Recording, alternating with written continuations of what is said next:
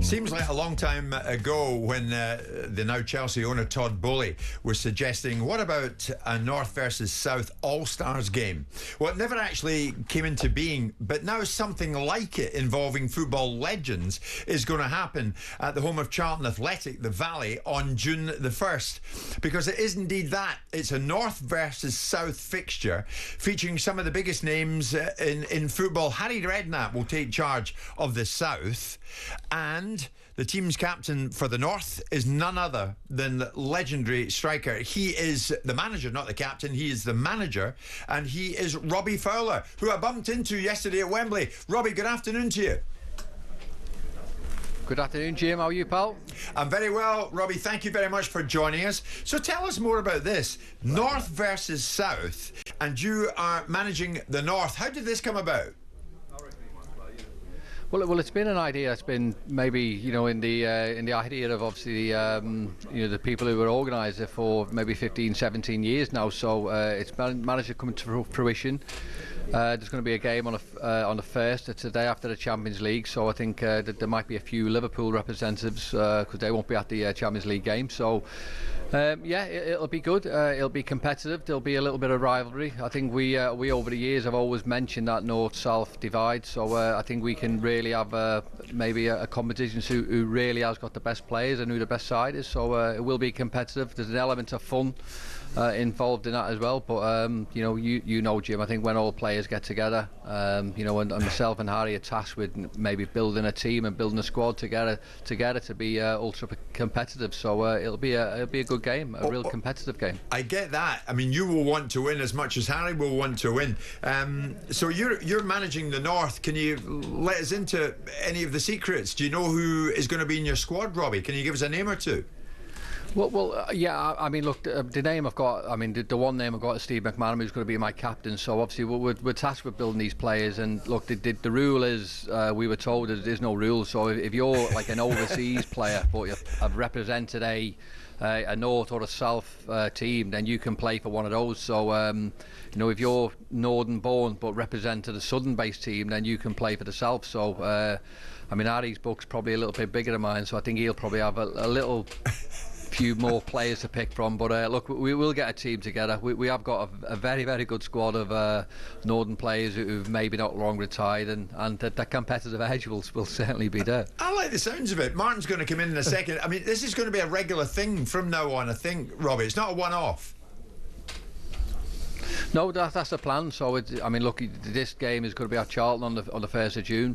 Next year, we're obviously going to try and get a Northern-based stadium. So, it's going to give people up and down the country a chance to come and see, obviously, great players playing in or representing a Northern team or a Southern team. So, I'm looking forward to hopefully years and years of of competitive games.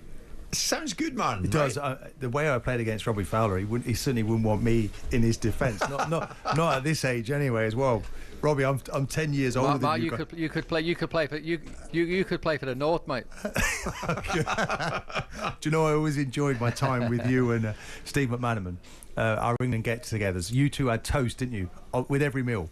On everything, didn't matter what it was. Yeah. I'm sure you'll have toast before the pre-match. Would you fancy playing something like this, Martin? We're Northern, mate. We're Northern, of course you are, Robbie. What do you think of this, Martin? Yeah, I think it's fantastic. They're getting together to raise money for charity. Yeah, it's it'd be a great opportunity to see some of these stars from yesteryear. Just about Harry, I'm just looking. Someone told me that this Eddie Howe's the first English manager to win a trophy since Harry Redknapp back in 2008. Yeah. So there we go, and Harry's still going strong. So we should be respectful to that, and I'm sure he'll bring lots of players. Robbie, you're up against it because the portfolio of players that he's got. I'm sure Crouchy will be in there, or the Defoe boy, as he used to say, didn't he? Yeah. There might be a few last-minute signings as well. Where do you? Go on, Robbie. I mean, he's traipsing up and down the motorway. He's up and down the motorway in the car, mate, trying to get players already, to be fair. But look, Harry's Harry, and Harry's an absolute superstar, isn't he? So he's an absolute superstar. So, of course, look, he will pick an unbelievable squad. But, look, you know, I've got a few contacts myself, mate, so we'll be all right. You bet you have. You will favour the South, Simon, as you always do, when it comes to North-South matters. Yeah, of course I would. I mean, obviously I wouldn't be able to go because I wouldn't be able to get the stench of the valley off my skin, having to go down to Charlton's ground. So I wouldn't find myself there. But listen, I think these things are great. I mean, it's another way of looking at sport. I've played in a couple of games when it was the old Palace side against Manchester United and Liverpool. So I've played against McManaman and Jamie Redknapp and other people like that. You did? Yeah, it was great fun to do. And you scored at Wembley? Yes, at the first ever game He at still Wembley. insists that he did, Robbie. Of course I did, but it's not. This is a different set of spectacles. This is ex-legend players all playing against one another. Yeah. With people like Robbie Fowler as manager and Harry Redknapp. Obviously, you know, if we have Neil Ruddock in there, then, you know, like Harry's heroes, no one's going to score any free kicks because it will block the goal, even though he's now in a different condition. Look, it's another way of looking at football. It's another interesting thing. They'll probably get a very big crowd, and if it's going to charity, then great, fantastic. Robbie, earlier on we were talking about Newcastle coming out on top in the Carabao Cup final yesterday at Wembley against your old club Liverpool. Simon typically has no sentiment whatsoever. Sentimentality is out the window when it comes to it's Newcastle's first trophy in 70 years. That apart, what happened to Liverpool yesterday, Robbie? You know what? I think Newcastle were a better team. I mean, you just said they come out on top. I think they started on top and they finished on top. So, you know, I've got no complaints, certainly from a Liverpool point of view. I think Liverpool were schooled, in all fairness. I think, you know, Eddie Howe tactically was better yesterday than Arne Slot. I think there's no two ways about it. They were by far the better team. You know, the lads in the studio will tell you, how you win games is you control that middle of the park first, and I thought the midfield three of Joe Linton, Guimaraes and who else played? Joe Linton were unbelievable. Joe Linton, Guimaraes, and who was Tonali, yeah, great players. Tonali, sorry, yeah. So the three of them just controlled the middle of the pitch, and I think that was the starting point for them. You know, they were allowed to sort of bring the ball down and control the game. I mean, you've got Isak, who was a tremendous forward, and he will be, you know, on the lips of every top club in European football now, if he wasn't already. But just Liverpool players just never showed up.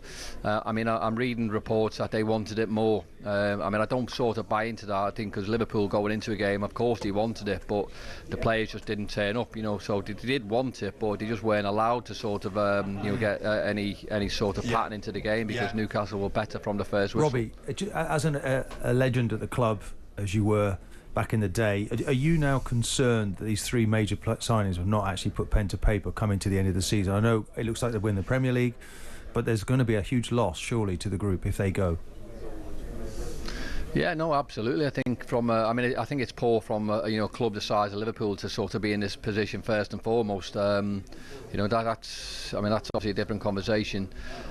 I mean, I've been on talkSPORT with Jim and obviously Simon before, and spoke about these players, and you know, from a Liverpool fan point of view, you're mega disappointed if any of them don't sign. I don't think the three of them will, if I'm being totally honest. But you know, it's going to be one of them things with Liverpool now, and certainly after the performance yesterday from some of the players within the team, I think Arne Slot knows that he's maybe going to have a big summer plan because he'll probably want to bring his own players in. So regardless of them players, you know, staying or going, you know that there's going to be a few incomings anyway. So I mean, if it's them players, so be it. And as much as, you know, we don't want them to go because they're all, you know, tremendous players. I mean, if I'm sort of sat here now and thinking, you know, if you're coming back and saying, well, listen, you can only have one of them three, I think I'm going to go for obviously Virgil van Dijk. And I know Mo Salah's numbers are extraordinary. You know, and Trent is, for me, he's probably that position where he plays, he's probably the best in the world at that, at what he does. But Robbie, I think Virgil briefly, van Dijk would be the biggest. He'd be the biggest loss, you're going to say. But Van Dijk, do you believe him when he says genuinely, I'm in the dark? Well, I mean, there's no reason why you would disbelieve him. If they're coming out saying that, then, you know, well, then fair enough. So, I mean, I've no doubt the club are, you know, having conversations and obviously negotiation, but they're obviously miles away from obviously where the players think they should be. So, you know, I'm sure that obviously the agents and the obviously the players themselves are having conversations, but they are miles away from where we think, or the players think they should be. Do you know what? I think we've already seen a snapshot of how much they're going to miss Trent if he goes, because he went off in the PSG game just as he was starting to control it. Yeah. And he was a huge loss at the weekend. So, they need to work Good hard. player, Conor Bradley, though, as well, don't he? Yeah. Yeah, without doubt. But I think Trent's ahead. Much more important than all of that, Robbie, North versus South. Am I right? North is going to come good in the day. Absolutely. It's not even a debate, is it? Robbie, it was good seeing you at Wembley yesterday, mate. Thank you so much for joining us this lunchtime. Jim White and Simon Jordan. Monday to Friday mornings from 10 on AM, on DAB, via the talkSPORT app and on your smart speaker. talkSPORT.